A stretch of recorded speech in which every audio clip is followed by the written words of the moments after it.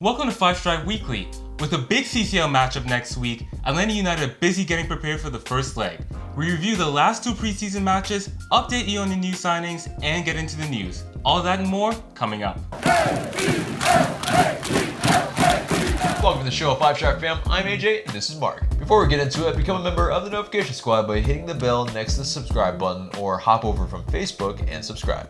This segment is sponsored by The Crossing, a family-owned traditional steakhouse located in historic downtown Norcross, in the old train depot, serving mouth-watering steaks, seafood, and more with the quality of a fine dining establishment complemented by a casual setting.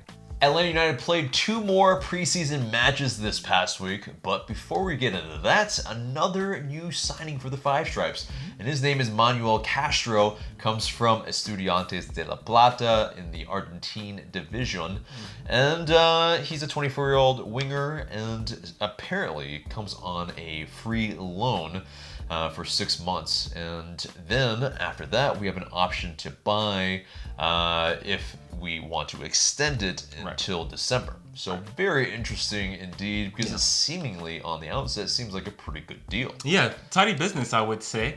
And I think good depth. You know, I mean, players have come from Estudiantes to MLS before, so Indeed. and that league in general. You know, Right, that's LGP being one of them as well. So, but yeah, it's 24 years old, again, like well within the profile of player typically Atlanta United like to go after.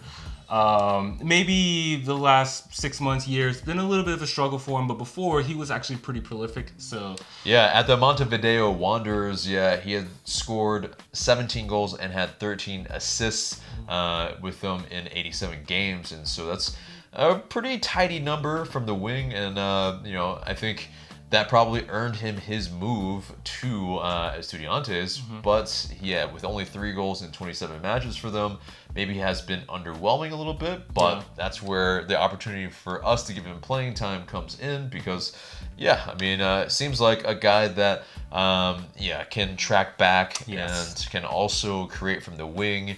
Definitely has a little bit of pace on him as well, and has an eye for goal. And so I'm gonna quote Boca Negra here. His work rate and willingness to run both ways fits in with our dynamic style of play. And I think that's a big thing that jumped out to me, is that he's willing to track back, he's willing to work hard. You know, is he a potential option at wing back? Maybe, but the way I see him is that he's forward depth, and that's not typically something that we've had in the past. And so I don't expect him to come in and start right away, I do think he'll get a decent amount of playing time, especially since, our front three are key players for sure. And we want to keep them as fresh as possible, even though they are going to play most of those minutes. And so actually, for a number of reasons, I like this signing a lot. Right. And essentially, we're almost taking a flyer on this guy to a degree. And some loans in the past have worked well for us. Anton Walks, Joseph Martinez. It was very quickly that Joseph Martinez was signed up, obviously, though. Right. So, we very quickly knew, this is, But another angle as well. I mean, if Barco or PD or both leave in the summer, that could be an incentive to extend him. And if he shows good form in limited minutes, and maybe he'll deserve more minutes in the second half of the season. So exactly, no, that's very true. But it is, I think, one of those things where, his inclusion in the team, I think, really spells the front three as well, because they will be worked hard this season, that's for sure. Absolutely. And so it's, I think, a brilliant signing in terms of making sure that we have enough cover, and I think the potential of him kind of reaching his what he's actually capable of, I feel. It's very possible, because you have Frank de Boer, who wants guys that are versatile, wants guys that can do multiple things, can play multiple positions.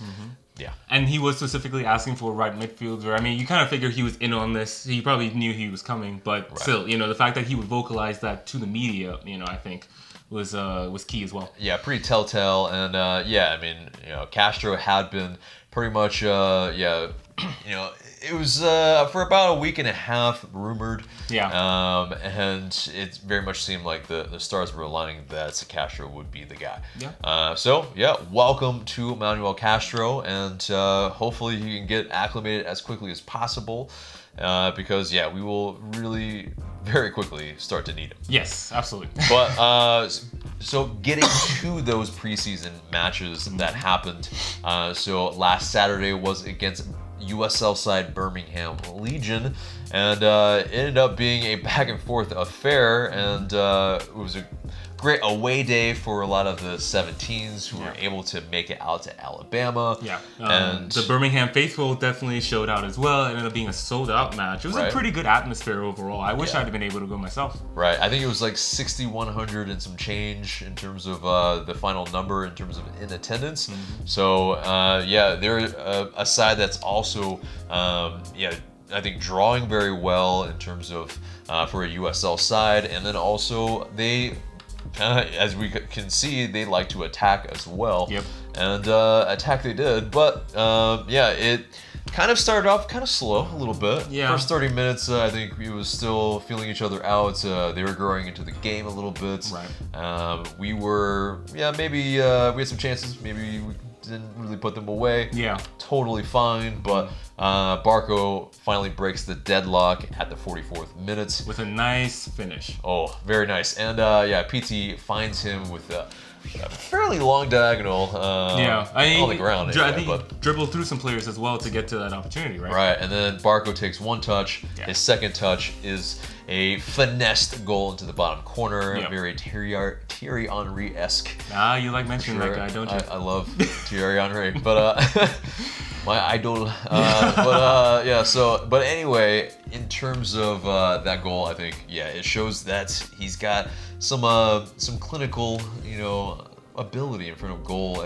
At least in the past couple seasons. Now it's a matter of putting it together for some consistent months in a season. Sure, and the link-up play in general. I mean, PD to Barco, definitely. I think we want to see more. We need to see that this season. I think they didn't play all that much together during last season as well. Right. Towards the end, it looked good. Especially in that playoff game against Philadelphia. But yeah, I mean, PD, Joseph, Barco. I think it's pretty clear we're going to be leaning on them heavily for production. And so it's good to see that they look sharp, that they are developing that chemistry, and seeing again, like PD assists Barco on a goal, seeing Barco finish nicely in front of goal, the composure, regular season or preseason, you'd like to see it. Yeah, and I think it's also notable how many shots Barco did take as well. Yeah. He was, I think more aggressive with himself in the box, even outside the box. Yeah.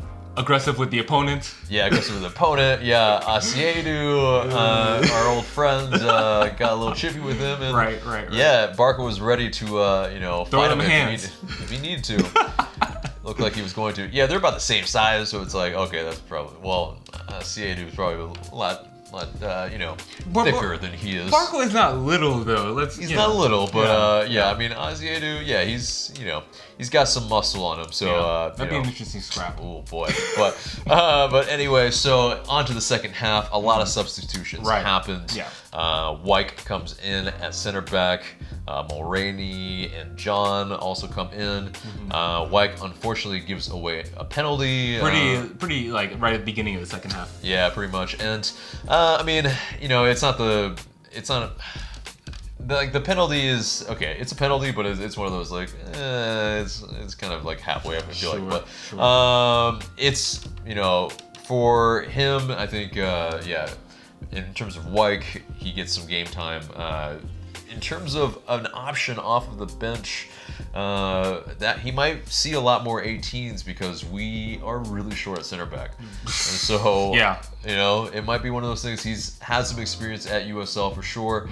He was retained at Atlanta United too, and so he might be a guy that we might have to rely on. And so, what we might be seeing more of him. But and in terms of that, it was scored, and so it's 1-1. Then at the 67th minute, we win another penalty, and Adam John, he puts it away, slots it bottom corner. Yep. He seems to be pretty good at that. He didn't do the shush. I was hoping he would do the but no. Yeah, no, I mean, I think it's probably too early for some of that sass probably. But, yeah. And so, you know, we go up 2-1. And mind you, though, I think it's one of those things where, you know, the score and the kind of, you know, performance and result doesn't really matter too much in preseason. Right. But it is interesting how much it went back and forth. And that, yeah, there was still fight. There wasn't any, like, you know, giving up from either of the two sides. Yeah. So, but anyway. And what I will say as well, and yeah, we also, so we conceded again in the 80th minute. And to be fair, I think once all those subs happened at the halftime, it was bound to be a little bit disjointed defensively, a more open game. And so to say that I was surprised, not necessarily, or even discouraged, you know, I think it's important that the starters look good together. That's you know, really what we're looking for. And then maybe you're looking for individual performances in the second half. And one individual that stood out was Mateus Rossetto. Yeah, exactly. And so, unfortunately, I believe it was his giveaway here that gives them the goal at the 80th minute.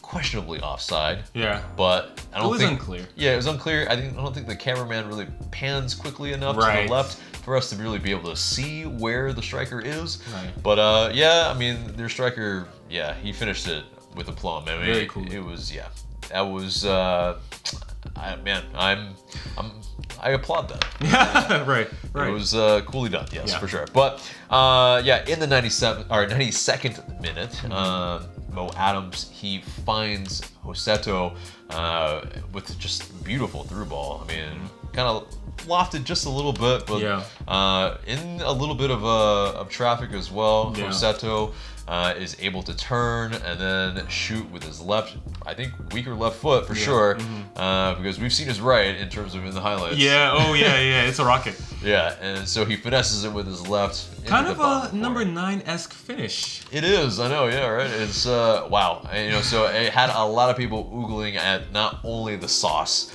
but that cool finish. And, yeah, encouraging from Mo Adams was one of those players that came on, I think he came on halfway through the second half but yeah, you know, Mo Adams is interesting to me because, you know, he was retained. Atlanta United did not make him available for the expansion draft. So I think it kind of shows that maybe he has value with the team. Maybe they see potential in him. And I think he's one of those candidates to play that base midfielder in front of the back 3 or 4. And so that was encouraging to see, you know. And find an incisive ball. Exactly. Yeah, definitely. And so for him to do that, I think, yeah, definitely puts another kind of idea into Frank de Boer's head in terms of that. So, you know, good. But the very kind of not positive thing that happened during this match was George Bello going down with an injury. He was clattered. Clattered pretty much, landed on his head very, very hard. And it's kind of scary. Yeah, and scary moment because no one really knew what was going on. He had to be stretchered off. He was taken to the hospital for examination. And ultimately, though, the day later, George Bello did tweet out that he said, quote, "I appreciate all the thoughts, prayers, and well wishes. Thankfully, the injury wasn't as bad as feared, and I will be back on the field soon."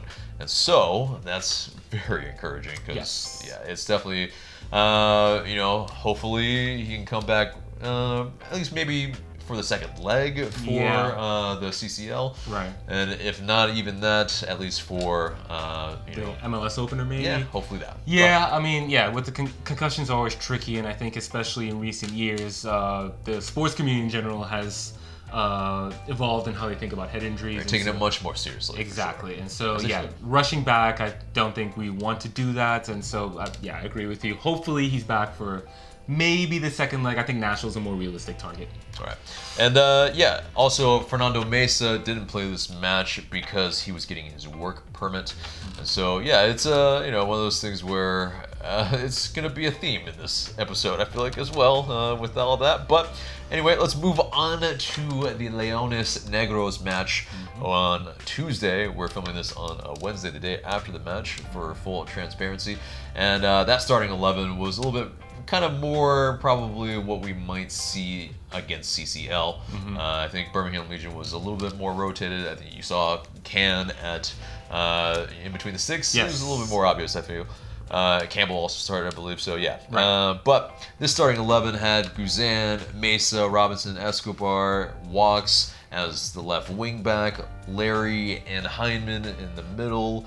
Lennon at right wing back, and then up top, Petey, Joseph, and Bark. Of course. So. But yeah, in terms of that, yeah, this match was yeah, interesting for sure. I mean, I think interesting maybe not the real actually descriptor, but yeah, I mean they got it. So the starters, most of the starters went 90.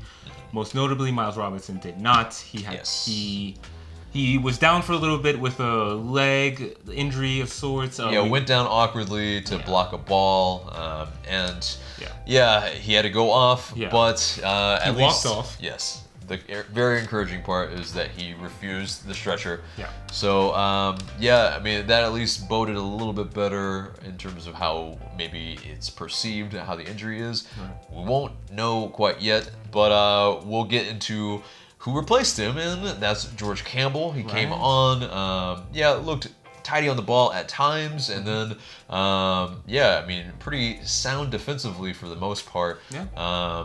And yeah, I mean, we kept a clean sheet throughout the match, so at least throughout, you know, them having to really deal with the fitness that, you know, they were trying to gain from this match in terms of most of the stars playing full 90s. Right.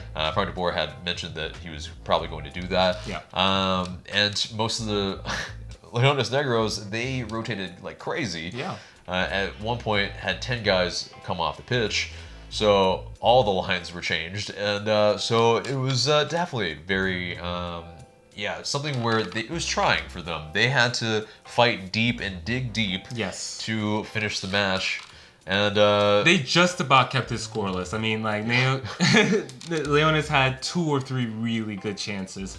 But also especially one in the 6th where it really, I think it almost was a tap in. Yeah, pretty much. It's like it's one of those ways like it was harder to miss, and somehow you missed. But but yeah, I mean, yeah, the fact that they played Saturday and then they flew to Mexico, I think on Sunday or Monday, and had a hard training session, and then played. Most of them went full 90. I think this was definitely a conditioning test, and so in terms of Leones, especially in altitude as well. Right, and Leones started their season 3 weeks ago, so they're actually like in form. You know what I mean? They're pretty much in mid-season form, and so I think for all those reasons, it was an adversarious situation for Atlanta United, but by design. And I think all things considered, it worked out the way the coaching staff wanted it to. I think it was a good tune-up for CCL, you know, in terms of altitude, in terms of the travel, getting them used to going,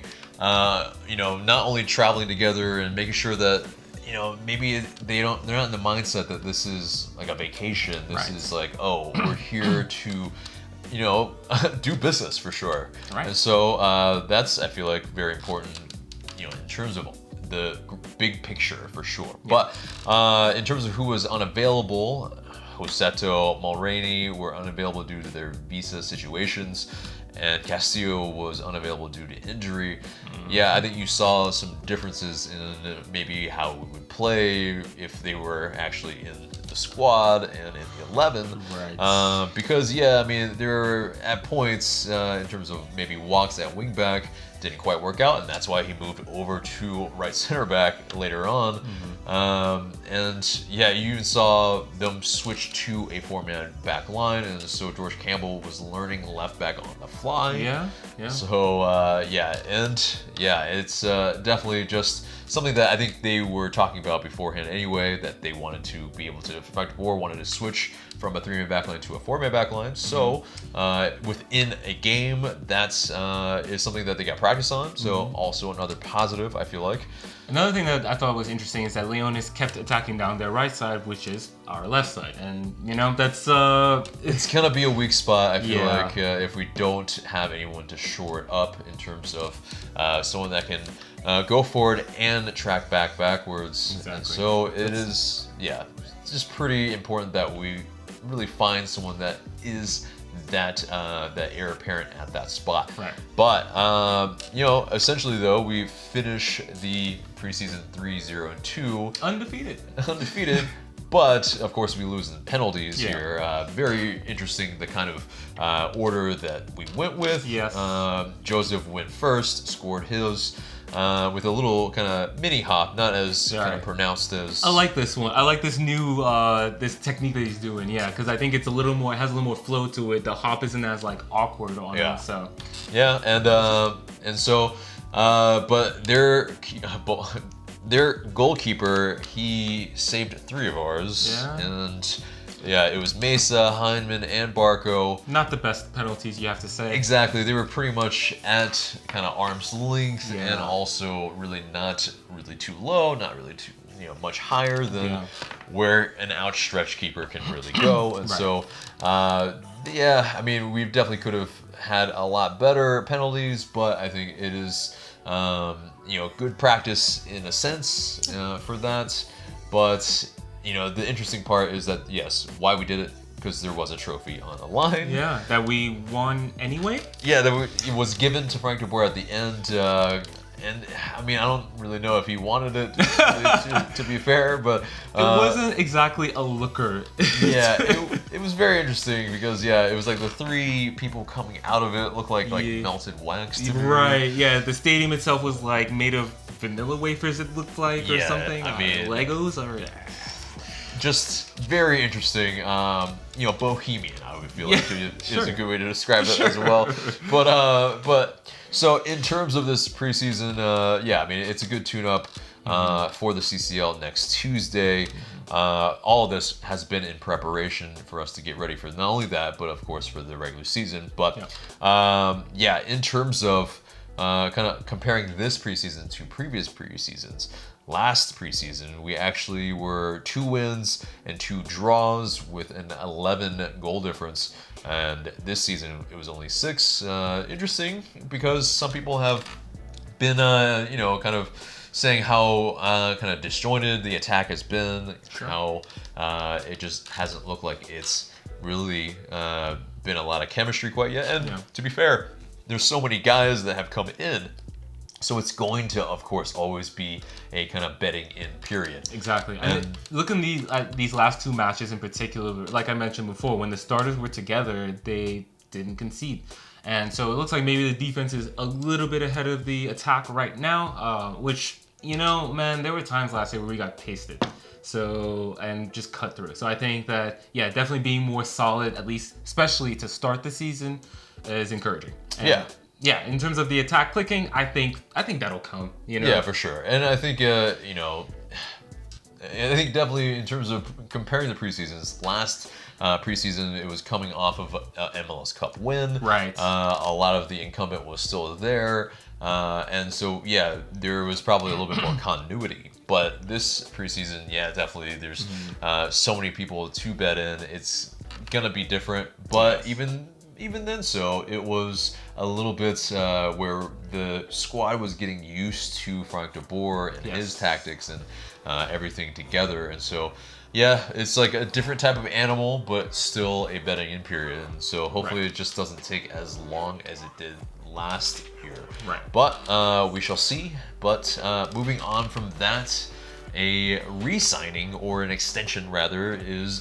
Brad Guzan is signed until the 2023 season. And so, pretty interesting in one regard. Congrats first, but interesting because, I think he will be 38 at the beginning of the 2023 season. Yeah, and so it is one of those things where, is one of the most solid goalkeepers in MLS. For sure. But I mean, we all know how goalkeepers do tend to age pretty well. And so, especially if they take care of themselves, which I assume Brad does. Right. And but it is one of those things too. Larry is pretty close in age even right now. He's, I believe, 36, and so it is one of those things where can MLS and the perceived quality stave off father time for Brad Guzan. We shall see. But I think received a generally positive reaction, but there were some dissenters that were Yeah, I think they feel like, and maybe they have some right to maybe feel that it might be questionable at the end of the contract. We'll see. Sure, yeah, it's hard for contracts. Like they're either too long or too short. Like it's rare that a contract just hits it on the money in terms of length, and so yeah, I think that it does look like Brad Guzan's going to retire a 5-stripe, and honestly, I wouldn't be mad at that. Yeah, because he has been solid. I think maybe why he was given this contract extension is because he probably will be the captain in terms of on the pitch.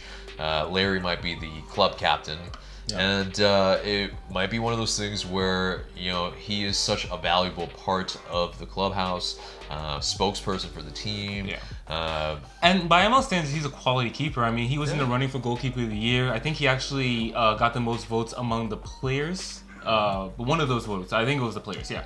That were impressed by his performances, and so. Right. So yeah, it definitely is, I think, warranted, and so, congrats to Brad Guzan. And so, moving on from that, the Mateos Rossetto update, unfortunately, about his visa. Yeah. But essentially on Counterattack on Sirius XM Radio, Frank de Boer said that there will be delays that will prevent Rossetto from playing in the first round of the CCL because of those visa delays. And so, yeah, it'll, I think, affect the starting 11 for sure, how we will set up and how we will want to play. Right. So it's, I think, fairly big miss. Yeah, and even going back to last night with the friendly, I think those players who were able to go a full 90, I think those players will get the priority for starting against Motagua. Yeah. And so yeah, he missed that. So I think his place in terms of at least as a starter was probably not likely. And then yeah, with the VC issue, so now we know he won't be available for that match. Hopefully he's available for the second leg though.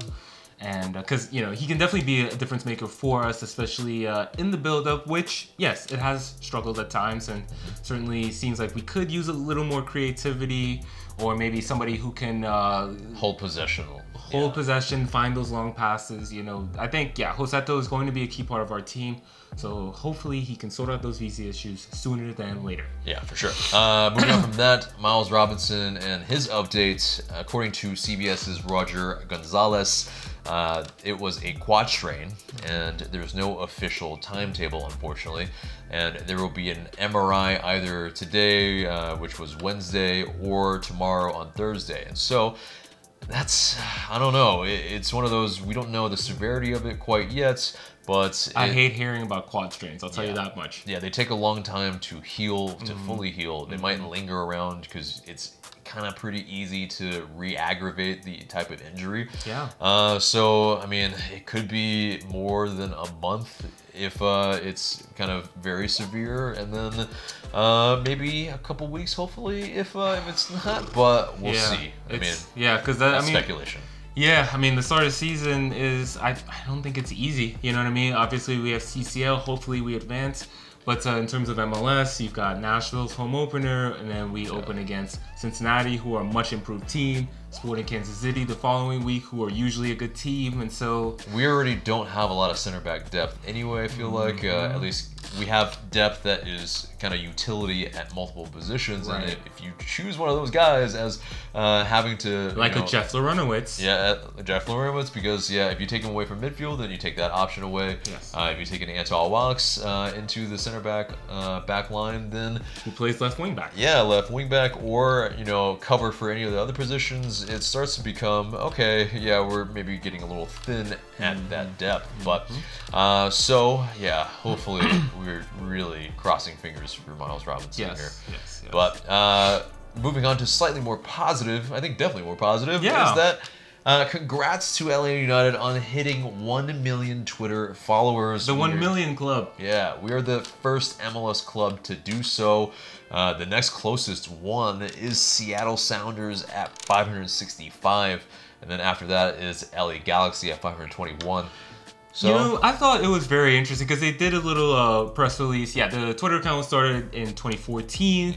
By March 2017, and it's like very early in Atlanta United's existence, we were the leading Twitter account in MLS, which is very interesting to me. I mean, you look at like, okay, LA Galaxy, they're a day one MLS team, right? Yeah. Seattle Sounders, they were in NASL from 74 to 83 before they made a comeback as, I think, a USL and then eventually an MLS team. And so, you know, the fact that those clubs have about half as many followers as Atlanta United, that is, I think it shows you that it's not just Atlanta-based followings. I think that Atlanta has done a good job of making themselves a name in the global market. Yeah, they've captured it worldwide. You know, right? In terms of okay, yeah, I'm not gonna go there actually. You know, if you're, I'm not a fan, but if you're a fan of Pitbull, you know what I'm talking about. But anyway, Mr. Worldwide. Okay, but anyway, so it just popped in my head. I just had to do it. But in terms of MLS, they have 3.2 million, and so if you compare it to LA United, and that's, you know, assuming if all the followers of LA United follow MLS as well, we pretty much are a third of MLS's followers. Interesting. But I think you have to look at it in context as well. I think LA Galaxy have about 2 million or more, I think, in Facebook followers and likes and stuff. And so that, it might be where, you know, because they're an older club, Facebook has been around a little longer than Twitter has. And so maybe more of their fans are maybe in the kind of either older crowd, people who still even have a Facebook around. Right. It's all context that should be kind of taken into account. But either way, still, we're the first MLS club to hit 1 million on Twitter. So, and shout out to the social team, honestly. Good job, guys. Absolutely, exactly. But moving on from that, it seems that Cerro Porteño are keeping Santiago Arzamendia. For now, anyway, and that's according to the Francisco, or the manager of Cerro Porteño, Francisco Arza. He said, quote, "The transfer of Santiago Arzamendia didn't happen." And so it's a shame, because I think we can clearly see that there is a kind of hole that he could fill. In about like a few days, I feel like we've been taking hit after hit at the left back position. I mean, like, again, really hope George Bello is okay. Edgar Castillo, look, man, Edgar Castillo had 48 appearances over the past 2 MLS seasons. We played 47 matches in 2019, and so, like, he's hurt, you know, and that's... Hopefully it's not too serious. Hopefully it's not too serious. It's a rib injury, and hopefully it's just doesn't go. You know, and I don't want to label him as injury prone, but at the end of the day, he is 33, and if we are depending on him to start 20, 25 matches, I think that's dangerous territory. So, again, like, here we are. Left back position is a problem, and this is what, you know, I am disappointed. Like, we just have to move on at this point. Maybe it's a case where, that's a summer transfer. But it's a little bit of a worry, for sure. Yeah, and it makes you think about, like, okay, why wasn't, like, Mikey Ambrose retained or something like that? Sure. It's one of those, maybe it just didn't fit in the overall scheme of how Frank de Boer wanted to play, or contract-wise. Right. Either way. Maybe you want some assurances of playing time. Really don't know at this point. Right. But anyway, let's move on from that. The Kings kit was officially released last week, and there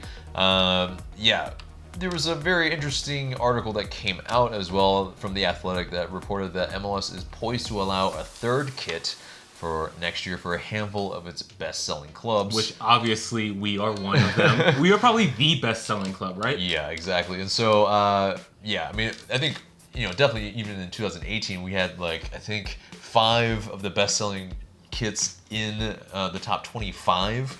Right. So it's one of those things where, I think it's fairly obvious that we might get one, and that third kit. I mean, I leave it to you guys. What would you guys like to see on the third kit? Yeah, that's generally where, you know, a club can get pretty adventurous. Yeah. You know, I imagine if we are one of the ones to get one, they will be coming up with the concept now. Yeah, and, you know, having it ready for next year. And so, may I just say, I am partial to pink kits. I love pink kits. I think they almost always look good. So we probably don't want to clash too hard with Inter Miami, though. But and so I know they didn't really. Yeah, it was like a black kit with Inter Miami's kit is actually a little bit disappointing considering like the early renderings. Sure. But it is what it is. Exactly. Yeah, there's some subsets of fans that have argued that Seattle Sounders have done a better Inter Miami kit than Inter Miami. But I think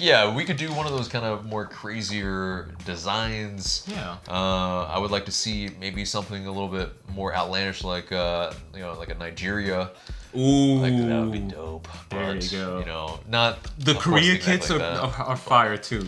Yeah, but just like where you go outside of the box and you really are going for it. Yeah. I like it. Yeah. But anyway, moving on from that, Andrew Carlson, he started for Indy 11, and he's already scored a couple goals for them in preseason.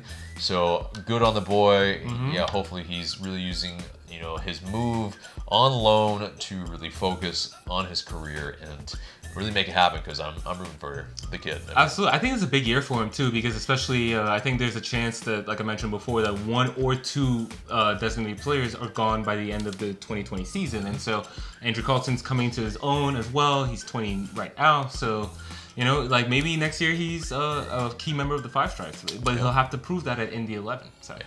But moving on from that, Jose Martinez, he looks more likely to accept a call to Venezuela now because the new manager, Jose Pizarro, he pretty much called him up and he was wanting him to be a part of the Venezuelan setup. And so I think, with that, we'll probably see more of him, unfortunately, off on international duty.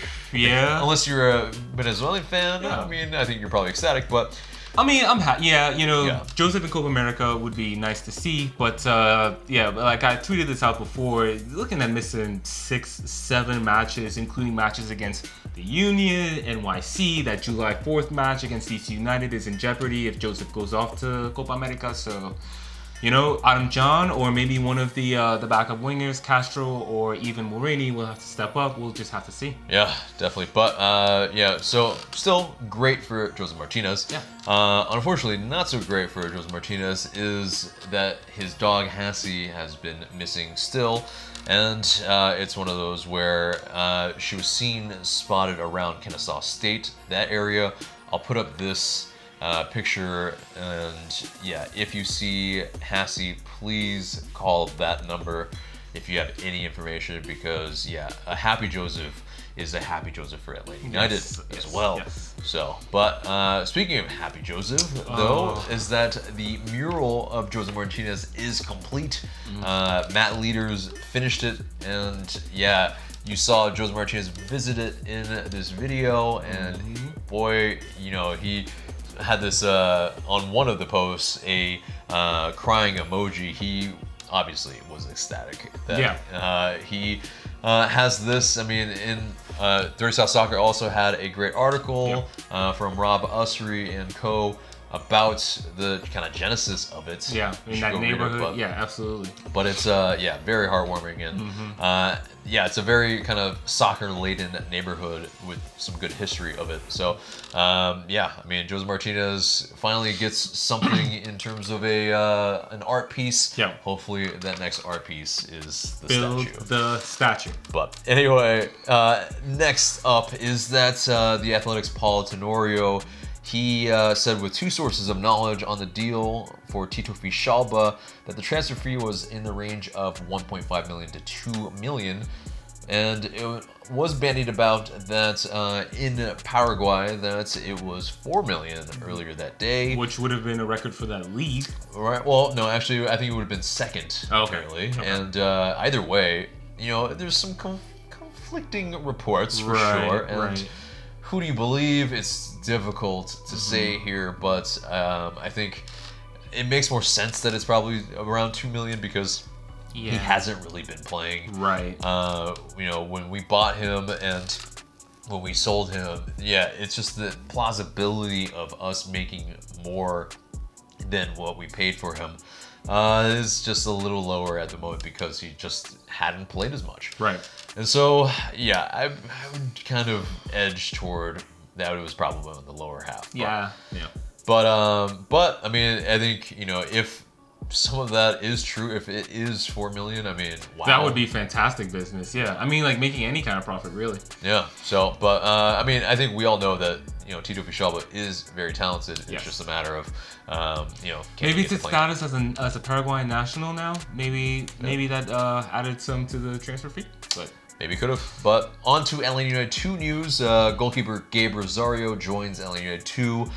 And Rosario, 20 years old, he came up through the Carolina Rapids Academy, and he moved to England to join Reading FC's academy in 2016. And then he also joined Huddersfield Town after a successful trial in 2018.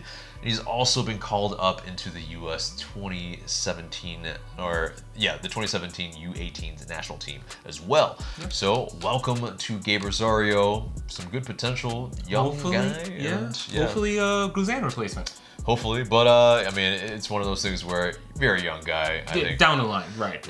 I think that's maybe too high of an expectation for him. Well, yeah.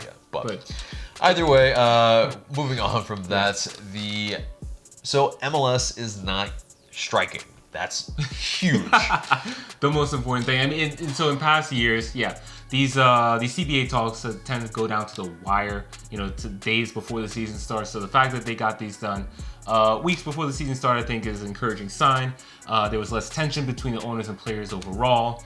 I think they were on the same side about a lot of things. I think the players got a lot of things that they wanted. One of the big things that you may have heard about is mandatory charter flights. Wayne Rooney most famously tweeted about it. But and railed against MLS for it. Yeah, but and other players did as well. And so now every team has to do 8 flights in season, as well as cup competitions, playoffs, and so on. I don't think that affects Atlanta United specifically, because I think with Arthur Blank's resources, they were maxing out the charter flights they can use, but they can use more now, so that's good. Exactly. And also, they've reached a tentative agreement on a new 5-year CBA, that previous one. Pretty much expired on January 31st, but then they extended it to February 7th. Right. So, I mean, really, I think so many weeks before the actual start of the season, it's great news because there is, no lockout, and we can actually watch Atlanta United. Very good news. But we'll briefly go through just some of the other highlights of this new CBA. Is that, the minimum and reserve salaries are now livable wages. You remember Jeff Lorenowitz talking about past players having to do multiple jobs or maybe live with families and so on. It was tough. It was tough days. Non-discretionary TAM is now GAM, and so now all that money that we got from Nagby and Gressel is now pretty much usable. And it's great. And then the under 22 almost initiative, it feels like. They haven't finalized this. We're still waiting on details for this, but it sounds like essentially the league wants to encourage teams to sign more players like Barco, because Don Garbus talked about MLS becoming more of a selling league, and I think it really seems like the league is responding to how teams like Atlanta United, and you can say LAFC as well, though they haven't sold a player yet to Europe, but you figure like Diego Rossi maybe is on that path. But it seems like looking at how those teams operate, MLS is... And they're encouraging that. Exactly. Because I do think that will be good for the future of the league. Yeah. But moving on from that, since it's usually probably not the most interesting thing in terms of CBA for most people, LGP, a guy that's just moved to Cholos. Well, he got his first goal, and he celebrated with the ball in his shirt, I think signifying, and I think he confirmed it on social media that he is having another child. So congrats, not only on his first goal, but for having on the path to another child. So best wishes to the Gonzalez Pires family. But also in other former Five Stripe news is that Justin Meram to Real Salt Lake is now official. So best of luck to, I believe, a guy that became a fan favorite. Yeah. And I think he figures to get some playing time as well with, I think Salcedo left Salt Lake to go to Liga MX, and so... Yeah, and of course, Lennon was also on the wings as well for Real Salt Lake, and now is with us, and so it's very interesting that, he gets probably a lot more playing time than actually he got here, and best of luck to Miram. Absolutely. But that pretty much does it for the news and gets us to our buy or sell segment. And simply what we do here is we put up an Atlanta United topic and we say if we buy or sell it and give our reasons why. So first topic is that Julian Gressel is the player Atlanta United will miss the most of the departed players this season. Buy or sell? Sell. Hard sell. I like Julian. I do think that he's a little more replaceable. I know that people have been kind of complaining about Lennon's crossing, but crossing is like pretty much a low percentage pass anyway, and he's building that chemistry with Joseph, and I think it'll come. I think the player that we're most gonna miss though is Nagby. Definitely. It's just it's so hard. Like there's no other player like him in the league. It would have been very difficult to find a like for like in general, and we didn't really, you know what I mean? Like we found, I think, Joseto, we resigned Hyman, but I think they'll do a job in a way, but that sort of replaces Nagby, but nobody's the Nagby replacement. There is none. Exactly. You couldn't have said it better than I did, and so yeah, absolutely, I sell that Julian Gressel will be missed more. Although we will miss him, that's for sure. But it is, Nagby, just really so irreplaceable, and it's really going to be so strange to see him in a Crew uniform coming into the bins. Please don't score. I mean, he never did, but please don't score against us. Yeah. But anyway, next buy or sell topic. Brad Guzan will be our starting keeper in 2023. I think that's a buy, yeah, because I think he'll take care of himself. I think he's still playing at a decently high level. I know that at times, he doesn't necessarily look the most spry, or maybe people have issues with his distribution, but I think at the end of the day, it's difficult to displace a keeper. And so, I think that Brad Guzan, especially with keepers, they tend to age a little better. Obviously, it's not. You're not covering as much ground as a keeper, so you maybe stay in the sticks a little bit longer. So age 38, I think Brad will still be our number one. Yeah. I sell that he'll be our starting keeper in 2023, but it'll be like kind of these type of situations where maybe he will be mentoring the next guy that is coming in. But I still feel like, he's got a couple to 3 more years of very solid MLS goalkeeping play. And so, I mean, it's one of those things where this is that type of league where it still is a little bit, a few levels underneath like a Premier League. And so definitely him coming from that type of level still is definitely, I feel like he can still sustain a very high performance, pedigree, I feel like. Absolutely, last buy or sell topic is a blind guess. Manuel Castro will play more than 20 games for Atlanta United this season if he's healthy, and that's going with if he only stays here for 6 months, because that's all we know for. That's true. I'm gonna go with a buy though, because. I mean, I think he'll definitely come into a lot of games. I think he will be one of the first or second subs off the bench, especially considering the fact that he is an attacking midfielder. I think more often than not, we will see Barco or PD get subbed just because we want to keep them fresh for as many games as possible, really.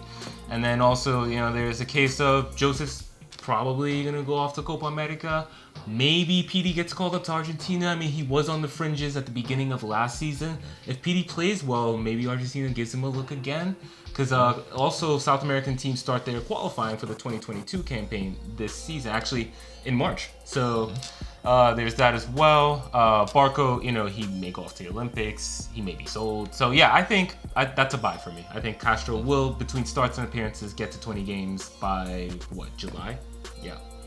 Fine points. I feel like, it's also depending on what type of formation we play and how often, he does come in. I feel like he fits definitely more in a 4-man back line, and so definitely, he'll be probably the right winger or left winger. That will mean he probably will get a lot more playing time, and so I think with that, 20 games definitely seems a lot more feasible. I think I also buy it as well. So anyway, that does it for buy or sell, and it moves us to the mailbag. You guys send in these questions through IG story.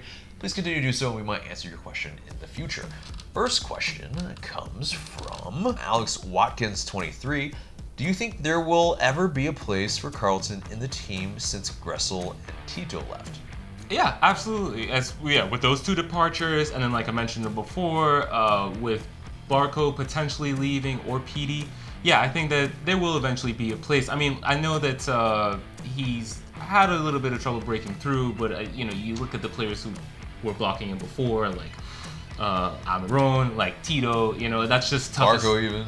Yeah, exactly. Especially for an 18, 19-year-old, and then of course, maybe before he's maturing, he's a very young man. I think the time in Indianapolis will do him some good, and so I think he'll mature off the field, and if he can consistently play in a high level environment, which Indy 11 is, I think that he'll prove enough to where he can be a contributor for the Five Stripes. Yeah, I think this is a very much, of course, as many people have said, a make or break season for him. And with Indy 11, if he can really show what a lot of us see the talent in him, definitely, I think he can really, stake a claim to become a part of the first team on a regular basis, because he was already making those fringe 18s already. I think he's got, definitely the creative ability to be someone that's very useful for this team. And so, hopefully he does. Yep. Next question comes from Omar1386. After this Miles scare, should we just say fuck it to the CCL and concentrate on regular season? I wouldn't necessarily say fuck. We should absolutely be advancing past Motagua. Like, we are heavy favorites. I think that it would not be a good look if we get eliminated. And so, I think in terms of this round, we should be getting past them. In terms of the next round, we'll have to see. Part of what we'll have to see is who we have available, and if it's I don't know. I mean, I just think if you're in CCL, you need to give it your go, give it your best shot, especially with Barco and PD. I mean, those are high-profile players, and I don't know if they'd be too happy with punting an international competition, essentially, and so. Yeah, agreed. Even though, sure, there might be some type of things where the prize money isn't as great or any sort of thing like that. The format doesn't really help us, sure. Yeah, but it still is, at the end of the day, an international trophy that's, looks very good in any trophy case. And so, I think you put the importance on that, and I think, Nashville, with kind of the problems that they're having, maybe that onus isn't as kind of concentrated on, hopefully, I think the eggs probably should go in the CCL basket for now. Yeah. I think we can see how it goes after the first round as well. Because, I think for me, the big thing is year-on-year improvement. And so, last season we made it to the quarterfinals. So maybe the goal this year is to make it to the semifinals. Right, exactly. So, next question comes from Mikkel Weiss 10. I think our lack of production in the attack this preseason is similar to last year's concern. It's, I think, different. I think we were talking about it earlier in terms of the attack in this preseason is definitely disjointed because of the lack of chemistry. Last season, it was learning how Frank de Boer wants the team to play. So I think there is a difference for sure. I think it was lesser competition last preseason as well. Yeah. So we had an 11 goal difference, and then versus 6 goal difference this preseason was definitely, I think we looked more stout defensively. Versus last preseason, I think we looked like a jumble of, we didn't know what we were doing. Yeah. So. Yeah, it's just a completely different preseason, completely different offseason, really. Last offseason was crammed. This offseason, obviously, is a lot longer. I think, like you mentioned before, I don't know if the competition we faced last year really did any good for us. I think this preseason, the coaching staff made sure to get in some stiff competition. And so, they didn't look great, but, you can look bad against a team when you're not as fit as them. I think that was kind of the point. And so I'm not too worried about the lack of production. I think also in terms of that, I saw, in terms of individuals, from Barco, from PD, even Joseph, the touch maybe wasn't quite there, but exactly. If it's, regular season, mid-season form of Joseph Martinez, he makes a flying touch on one of these balls and scores them. It's one of those theories about strikers. It's like, okay, yeah, sure, they might miss chances, but are they getting there? Are they getting them? And at this point, I think that's the most important thing. And I think at times, yeah, Joseph was right there, just, an inch or two away. So yeah, the timing and the type of service isn't maybe quite there yet, but and then in terms of where he wants to be, like. Yeah, he during Leones Negros, I feel like, or no, it was during Birmingham Legion. He went for a scissor, and he was just slightly off of it. I mean, that would have been an interesting preseason goal for sure. Right. I think if he had actually hit the back of the net, we would all have been like, "Oh man!" But don't waste it in the preseason. Right. Right? So it's one of those things. It's double-edged. So, yeah. But anyway, next question comes from B.Ofo. Do you feel this team will reach its potential if we switch over to 4-3-3? Yeah, I mean, I think in general the shape is going to be fluid, and I think that's what we saw towards the end of the season. I think that's something that the board emphasizes. I know that there's some concern about attacking out of a back three, but I think that my thing is, okay, if the back three is Mesa, Miles Robinson, and Escobar. I think that what you could see is Mesa or Escobar step up into midfield or even into the attack. Mesa has played some defensive midfield as well as fullback. Franco, as we know, by trade, is a fullback. And overall, I've said this before, I think Escobar is just one of our best players in terms of an athlete, in terms of technical ability. And so do I think he can contribute to the attack? Absolutely. And I think it would actually kind of be a waste for him to just sit in the back line.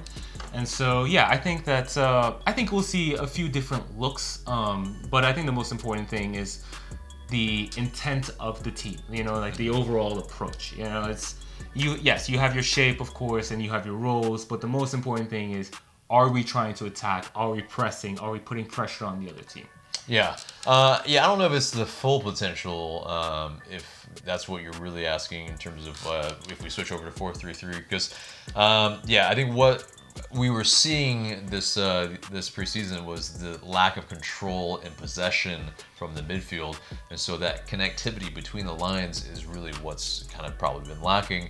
And so it's a little bit personnel. It's a little bit who can do what in those positions as well. And so if we don't have a Joseto, it probably is a little bit more reliant on maybe the 1-2s to bring us up forward. And so it's one of those things where I think to reach that full potential, it really is just about getting the personnel right. And if they do switch from a 3-man to a 4-man, we have to make sure that those players can play in that fashion that we want as well. Like wingbacks, whomever those wingbacks are, they can provide consistent service and track back. Like, just very important. So, yeah, it's really something that I think will evolve across the season as it progresses. But I don't think it's contingent on a 4-3-3. So, last question comes from Keaton Thomas, 61. Who do you think needs to step up the most for CCL and the start of MLS as of now? I would say our one senior healthy center back, Fernando Mesa. Yeah, I think, prayers up for Miles. But and I think this would have been the case anyway because Mesa's filling big shoes. Yeah. He's got a lot of experience playing against Mexican teams as well. Right. And we do play him. Yeah. And like I mentioned, his versatility I think is going to be important. I think he is going to be important to the build-up play because he is a player that's tidy in possession. That was one of the hallmarks of him as a player. He completed a lot of passes. Like in Liga Meki, he was like one of the highest pass accuracy. Yeah, exactly. So I think for me, it's Fernando Mesa. He'll have to step up pretty much right away. Yeah. I think it's Emerson Hyndman who actually probably needs to step up the most because unfortunately he's kind of filling some shoes that he'll never fill, of course. But because we need a lot from midfield. For us to, at least in that, that first leg, I feel like he will be a busy boy for sure. And so if he can, show us what he did in, that match against Club America, yeah, I mean, I think there is, something that will really drive us forward. And so it's very important, I feel like, if we get that production from midfield, because at times it feels like, Joseph Martinez is kind of on an island. And so if, we don't get the ball to our forwards, it can be just, we're in a world of kind of just no attack, and we'll just be bombarded by, having to play a lot of defense. And so for me, Emerson Hyman. So that does it for the mailbag and pretty much the entire show. Also, though, we will have the match preview for the CCL match pretty much, I think, around the weekend. So keep an eye out for that. But this gets us to our question of the day. So, guys, we brought in a lot of players this offseason. Brooks Lennon, Rossetto, Manuel Castro, Mulroney, etc., Mesa. But which signing has been your favorite? Definitely get in the comments and let us know. But guys, that's it for us today. Remember to subscribe if you haven't already. Smash that like button and share this video because it really does help us a lot. And for Mark, I'm AJ. Thank you guys so much for watching.